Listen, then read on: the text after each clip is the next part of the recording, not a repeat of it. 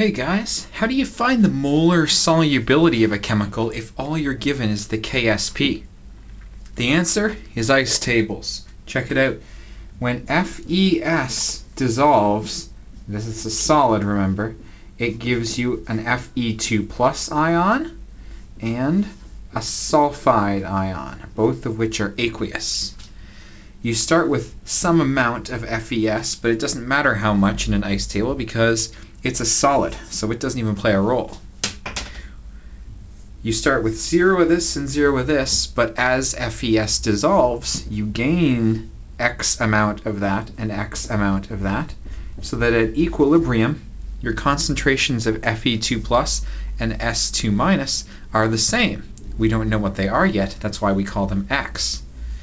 KSP is the same as KEQ or KC, but for the dissolving of a solid.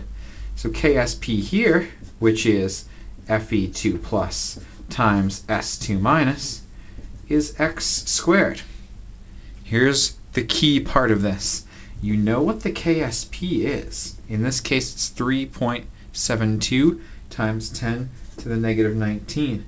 And now that you have this equation, you can solve for X. The way to solve for X here is to take the square root of 3.72 times 10 to the negative 19. Let's do that. 3.72 times 10 to the power of negative 19. Square root of it. 6.10 times 10 to the negative 10. And that is the molar solubility of your FeS. Sweet. Let's try this again, but for PBS.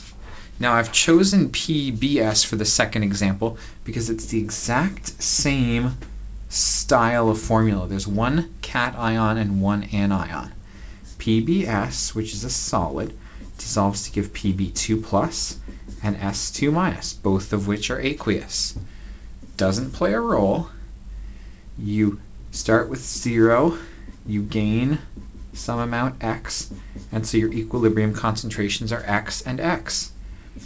Your K ends up being your Pb2 plus and your S2 minus, which is X and X, or X squared if you prefer, and you fill in your KSP. In this case, 9.04 times 10 to the negative 29. Find your X by taking the square root of both sides. 9.04 times 10 to the power of negative 29. Square root of that, 9.51 times 10 to the negative 15 moles per liter. And that's the molar solubility of PBS. Take a look. FeS had a KSP of 10 to the negative 19. Its molar solubility was 10 to the negative 10. PBS had a molar solubility of 10 to the negative 29, way, way, way less. Factor of 10 to the power of 10 less. 10 orders of magnitude less. And it had way less of a molar solubility. 5 orders of magnitude. In general, higher KSPs mean more soluble, higher molar solubility. But that comparison really only holds up when it's one cation, one anion, one cation, one anion, when the ratio of cations to anions is the same. Here we have Ca3PO42 and its KSP. Ca3PO42 solid ends up breaking up into 3 calcium cations and 2 phosphate anions, all of which are aqueous. So, doesn't play a role in equilibrium. Start with 0 with these and start with 0 with these. You're going to lose some number of these, let's call it X. And in the process of that, you're going to gain 3 times as many calciums. See, we're cranking it up by 3x because we get 3 calciums for every one Ca3PO42 that dissolves. And similarly, we gain 2 phosphates. So our equilibrium concentration of calcium is 3x, and our equilibrium concentration of phosphate is 2x. Here's where it gets awesome, though. KSP for this reaction is Ca2 plus cubed, because don't forget you need to include your coefficients as exponents, and PO4 squared. And this is the best part. The KSP we can fill in 2.1 times 10 to the negative 33. What's Ca2 plus? At equilibrium, it's 3x. What's PO4? At equilibrium, it's 2x. And when you multiply this out, you end up with 3 cubed x cubed. That's 27x cubed. And 4x squared. And when you combine all that, you end up with 108x to the 5. Wow, really? So how are we going to solve this equation here? 2.1 times 10 to the negative 23. Times 10 to the negative 33, I mean, blah, blah, blah.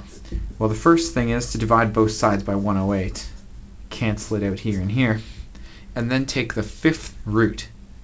Now, your calculator probably has a button for that, or you can take everything to the power of 1/5. Either way. So, that means x is 2.1 times 10 to the negative 33 divided by that 108. And then, again, you can either take the 5th root of that, or you can take the whole thing to the power of 1/5. That's the same thing. Just a little math note there for you. This will give us the molar solubility of Ca3PO42. 2.1 times 10 to the power of negative 33 divided by 108. And then take that to the power of 1/5. I get 1.14 times 10 to the power of negative 7. Oh, look. Even though the KSP of Ca3PO42 was the lowest number of these three, it gave the highest molar solubility. Compare these three circled numbers. It's clearly higher, way higher. The reason this is so low is because it's a product of 5 concentrations all multiplied by each other. 3 of the calciums and 2 of the phosphates all multiplied together. And when those numbers are small and you multiply 5 small numbers together, you're going to get an extraordinarily small result. KSP is not directly related to molar solubility, but you can use it to judge if the ratio of anions to cations is the same. Anyways, stay cool. KSP and molar solubility, be able to interconvert between the two. Best of luck.